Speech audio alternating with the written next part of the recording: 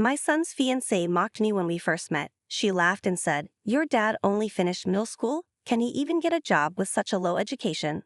Her father added, "I can't believe he's an unemployed high school dropout," and they both made fun of me.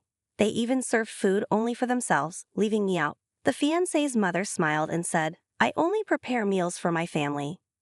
I decided to stand up to them, including my son, and told them to say whatever they wanted before I stormed out of the restaurant.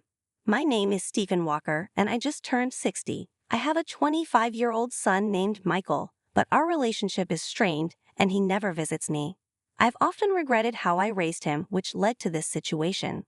I lost my beloved wife when Michael was still in elementary school. She had been frail since childhood and passed away at 45. At her funeral, I didn't care about the judgmental looks for relatives. I cried like a child. Michael was more composed and said, "Dad, it's sad, but let's say goodbye to Mom." My grief lasted only during the funeral. Back then, I was running a real estate business inherited from my father.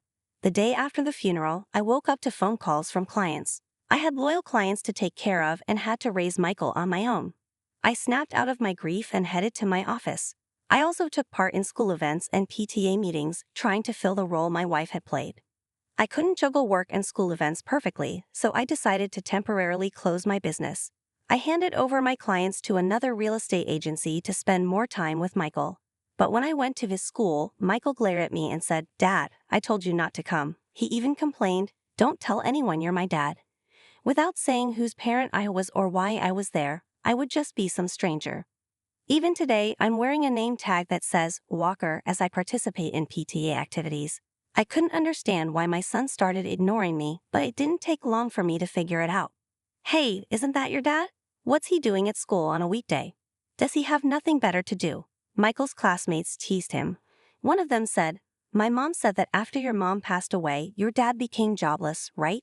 Michael stayed silent and looked down as they mocked him. I quickly rushed over and said, "I'm just taking some time off work, like your summer or winter break." But this only made things worse for Michael. His classmates jeered, "Your dad's just pretending to be on break. Your family's poor. I'll share my bread from lunch with you." Michael angrily told me, "Darn you, Dad." Speaking to me just made me look even worse. Michael grew more resentful as his classmates continued to make fun of him. Even though I knew he was being ridiculed, all I could do was look the other way. I can't remember how many times I cried alone because I felt so pathetic. When Michael entered middle school, he started hanging out with troublemakers. He would sleep over at friends' houses and hang out at a gas station parking lot until late at night. Back then, cell phones weren't common, especially for middle schoolers, so I had no idea where he was or what he was doing. I would apologize when I got calls from the school saying there were complaints from the nearby gas station. Whenever I went to Michael's school, he and his rowdy friends would call me names like "good for nothing" and "bottom of the barrel" while throwing empty cans at me. Michael had become more violent since entering middle school, and I was scared to even talk to him, not knowing what he might do. I wish I had handled things better when he was still in elementary school, but I had no idea how to deal with a child's bad behavior. I didn't know how to communicate with a teenager and felt utterly baffled. Michael skipped school whenever he wanted and even ran away during classes. His grades were terrible. At a parent-teacher conference, they suggested a private high school that would accept him, and I was relieved. I hoped the new environment would help him calm down. Just as I hoped, after starting high school, Michael began to take his classes seriously. He studied hard, scored above average on tests, and even made it to college. But his disdain for me never changed. He continued staying at friends' houses and never came home. After getting into college, he lived alone in a dorm and paid his tuition by working part-time. He was living independently, but he was still cold towards me. When Michael was about 25, out of the blue he called me. He said, "I've got someone I want to marry. We're meeting at a fancy restaurant next Sunday at 2 p.m., so be there." He didn't even ask if I was available. When I got mad, he just said, "If you can't make it, don't bother," and hung up. I had mixed feelings but decided to go for his sake. When I got to the restaurant, her family was already there. They rudely asked, "Who are you?"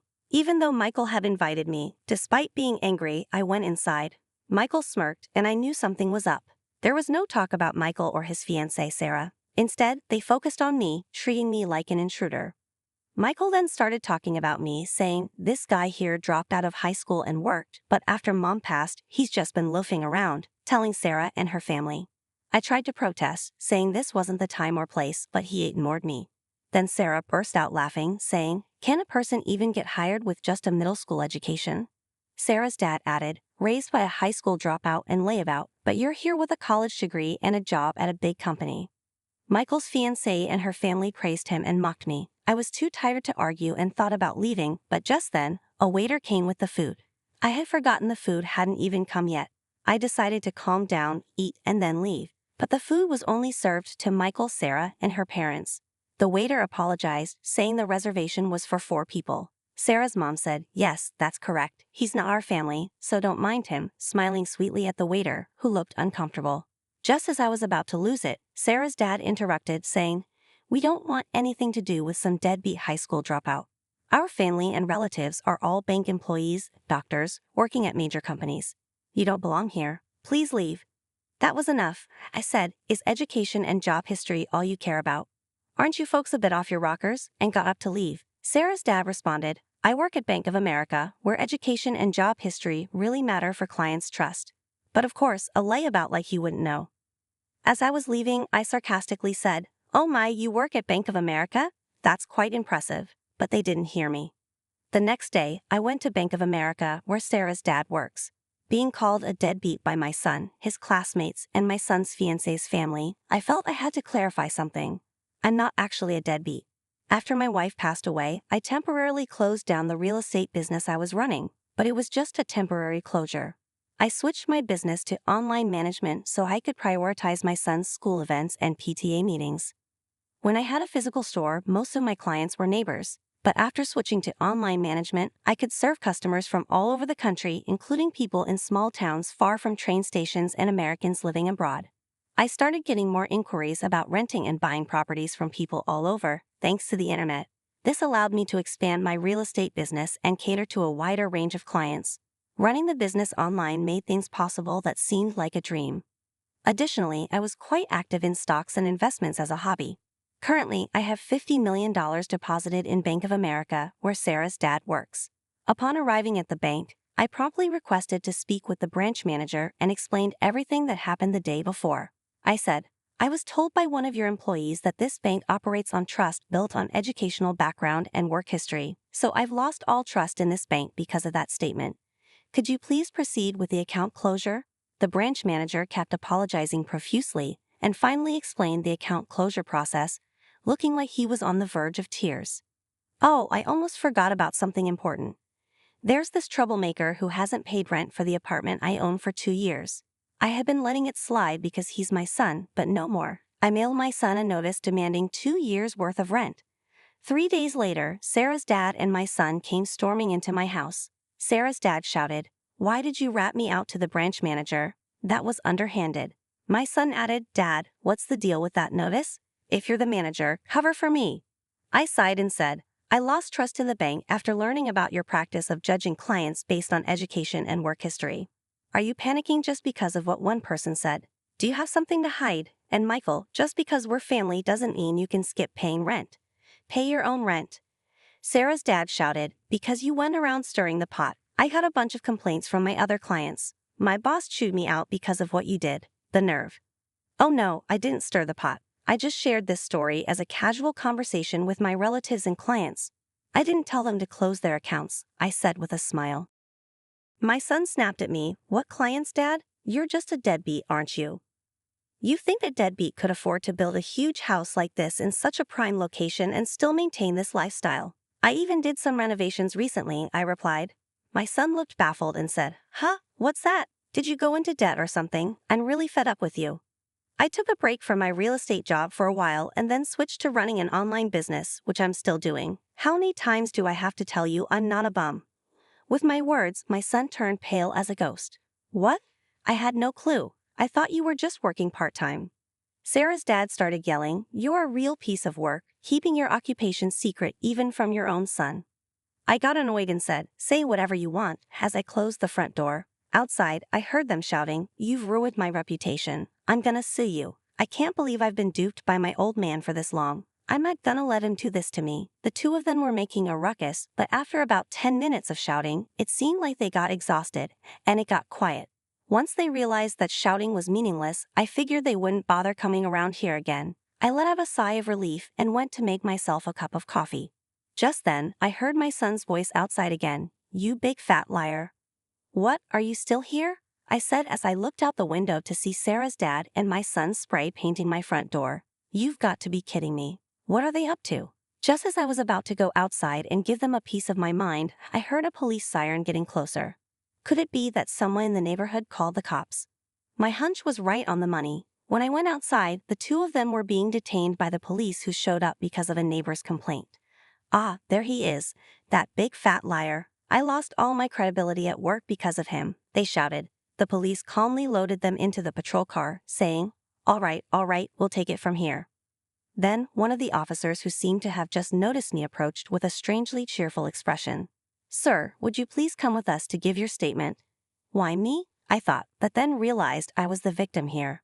"I'm gonna spill the beans on all their shenanigans," I said as I followed the officer to give my statement.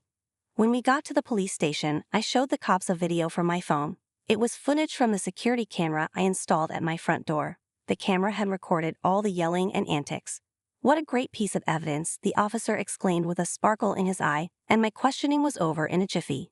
My son and Sarah's dad were given a stern warning by the police and had to sign a restraining order to keep their distance from me. It turns out the whole neighborhood had witnessed their crazy behavior. One of my son's coworkers who lives nearby had been blabbering about it at the office. "Hey, you won't believe it, but Michael was caught spray painting his own father's house and got hauled off by the cops." I was so shocked I recorded the whole thing. My son became the talk of the town at his workplace, and with clients and his boss ended up demoting him. I went to report the incident to Bank of America again, where Sarah's dad worked. When I showed the manager the security camera footage on my phone, his face turned white as a sheet. I heard that Sarah's dad finally got fired. Naturally, she called off the engagement with Michael. Michael and Sarah's family both fled far away to a rural area. Apparently, Sarah's parents even came to work part-time at a gas station in the sticks run by my brother. "They're no good. Couldn't get the hang of stocking shelves no matter how many times I showed them. Had to give them the boot pronto," my brother said. Word has it the nearby gas stations and farmers did the same. According to my brother, it seems Sarah's parents can't land a steady job and they're bouncing from one gig to another at gas stations and farms as a couple. Furthermore, I heard that Sarah showered her boyfriends, including my son, with high-end gifts like watches, and she was in debt because of that.